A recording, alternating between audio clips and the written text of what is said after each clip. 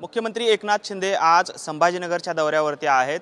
आज संभाजीनगरच्या सिल्लोडमध्ये जे आहे ते मुख्यमंत्री लाडकी बहीण योजनेच्या नियुक्तीपत्र किंवा ज्या पद्धतीने लाडकी बहीण योजनेचं जे योजना मुख्यमंत्र्यांनी आणलेले आहे तर त्याचं जे लाभार्थ्यांना सर्टिफिकेट जे आहे ते वाटप करण्यात येणार आहे। जवळपास 60,000 महिलांना जे आहे या ठिकाणी या लाडकी बहीण योजनेचं लाभार्थी पत्र जे आहे ते या ठिकाणी देण्यात येणार आहे। आणि आपण पाहतोय या कार्यक्रमाची जय्यत तयारी जी आहे ती या ठिकाणी सिल्लोड शहरामध्ये करण्यात आलेली आपल्याला पाहायला मिळतोय।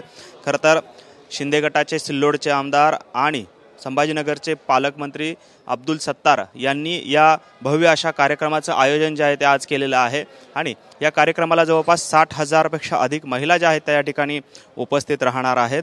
आपण पाहतोय की खरं तर मुख्यमंत्री लाडकी बहीण योजना जी आहे याला उत्स्फूर्त असा प्रतिसाद जो आहे तो महिलांकडून मिळालेला पाहायला मिळाला आणि त्याचाच मूर्त रूप देण्यासाठी आज या ठिकाणी हा पहिला जंगी असा कार्यक्रम जो आहे तो सिल्लोडमध्ये पार पडतोय आणि या सभेची आता जय्यत तयारी जी आहे ती या ठिकाणी सुरू असल्याचं आपल्याला पाहायला मिळते। आपण पाहतोय भव्य असा हा वॉटरप्रूफ मंडप जो आहे तो या ठिकाणी उभारण्यात आलेला आहे जेणेकरून पावसामुळे या कार्यक्रमात कुठल्याही प्रकारचा व्यत्यय येऊ नये त्यासाठीच हा भव्य असा मंडप जो आहे तो उभारण्यात आलेला आहे।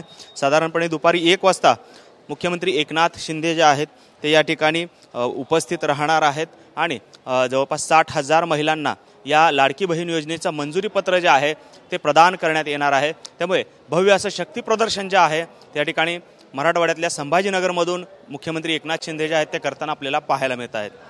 कॅमेरामन विनोद उमनाबादकरसह सागर सुरवसे, TV9 मराठी, सिल्लोड।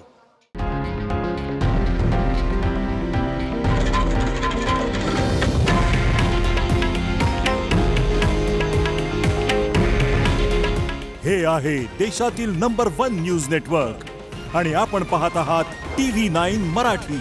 काळजी तुमची, हित महाराष्ट्राचं।